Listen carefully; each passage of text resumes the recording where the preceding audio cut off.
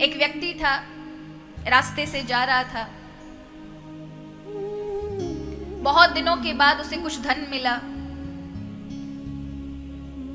बीवी बच्चों के पास जा रहा था रास्ते में, मन में सोच के क्या लेके जाऊं, बहुत दिन हो गए बच्चों के पास जाते हुए, और आज मेरी मजदूरी का पैसा मिला है तो बच्चों के लिए खरीदूंगा, वो खरीदूंगा। बड़ा खुश था। इतने में महाराज वहां पर एक हट्टा कट्टा व्यक्ति आता है और उसे कहता है पैसे निकाल।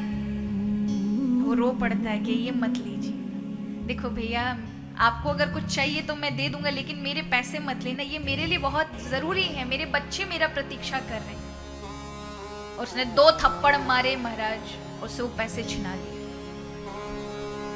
और उन पैसों से उसे जो करना था वो कार्य उसने किए। और ये व्यक्ति रोता हुआ निकल गया, लौट गया। लेकिन यहां पर उसे एक ठोकर लगती है। जिस व्यक्ति ने पैसे छिनाए थे उसे ठोकर लगी और अचानक एक कील से उसका घाव बन गया हाथ में। और जब हाथ में घाव बना, सब ऐसे ही सोचा क्या ही इस घाव से होने वाला है, ये छोटा सा घाव, बड़े बड़े घाव हमने झेले हैं, अहंकार। लेकिन 7वें दिन जब पूरा अंगूठा पकने लगा, डॉक्टर के पास गया तो डॉक्टर ने देख के कहा इसमें तो ये सड़ चुका है, इसको काटना पड़ेगा, नहीं तो अगर अभी नहीं कटवाए तो ये पूरा पंजा जाएगा। उसने कहा ठीक है काट दो। अंगूठा काट दिया, पट्टी बांध दी महाराज। कहा अगले हफ्ते आना, देखेंगे घाव भरा कि नहीं भरा। अगले हफ्ते गया महाराज, वो तो और ज्यादा सड़ चुका था। डॉक्टर ने कहा ये पंजा काटना पड़ेगा, नहीं तो पूरा हाथ कटेगा।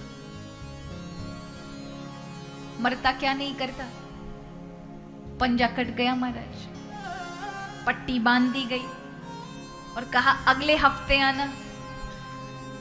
अगले हफ्ते गया तो देखा वो जो सड़ने की और अत्यधिक ज्यादा बढ़ गई, पूरे शरीर में, यहां हाथ तक पहुंच गई।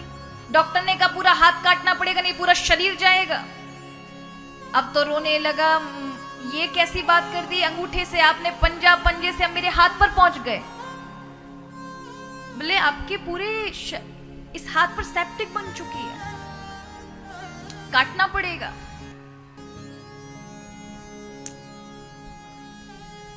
सोचा ठीक है कल आऊंगा। घर पहुंचता है, पत्नी कहती किसी के साथ कुछ गलत तो नहीं किया,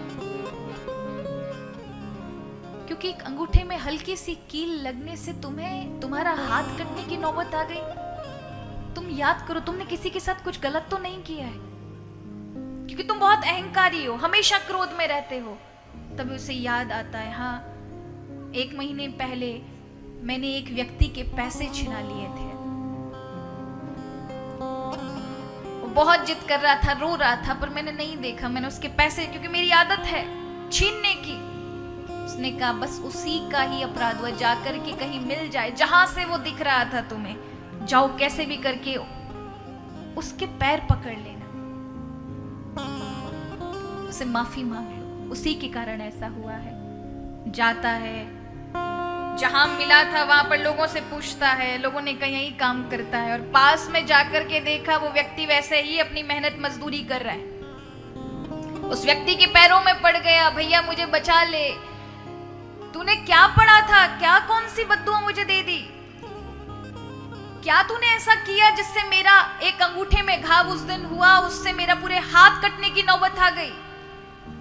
उसने कहा भैया मैंने कुछ नहीं किया, बस ये कहा जिस दिन तुम मुझे मार कर मेरे पैसे छीन कर ले गए, मैंने कहा प्रभु मेरे अंदर तो ताकत नहीं, लेकिन इसने जो अपनी ताकत दिखाई है तो इसे अपनी ताकत दिखा देना।